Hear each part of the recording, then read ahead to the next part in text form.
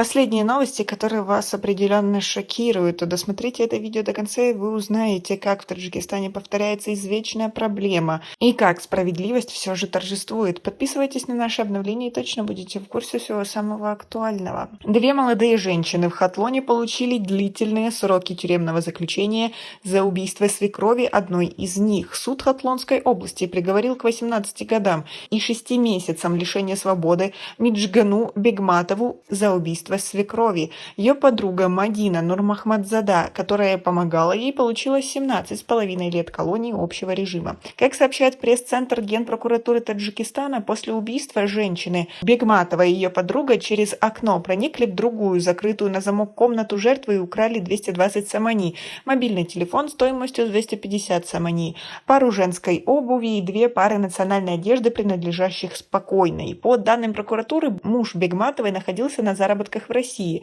а она вместе с 3 маленькими детьми проживала в доме родителей мужа в селе Галлаабад, и у нее постоянно происходили конфликты со свекровью.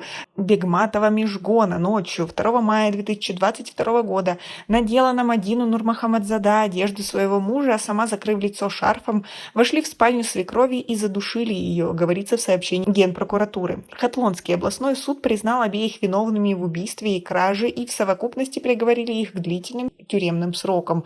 Как вы относитесь к такой ситуации? Свои ответы напишите нам, пожалуйста, в комментарии.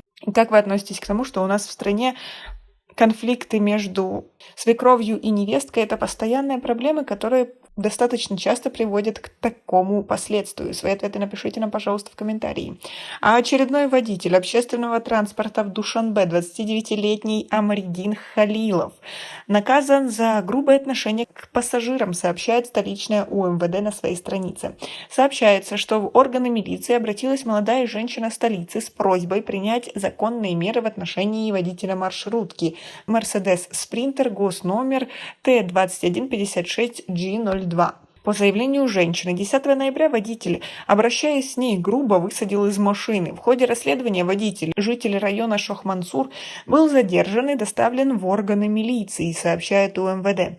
В отношении него был составлен протокол об административном правонарушении, и он был оштрафован. Сумма штрафа не указывается. В последние годы в столице Таджикистана участились случаи грубого отношения водителей к пассажирам. В результате к административной ответственности были привлечены десятки водителей общественного транспорта. Как вам такое?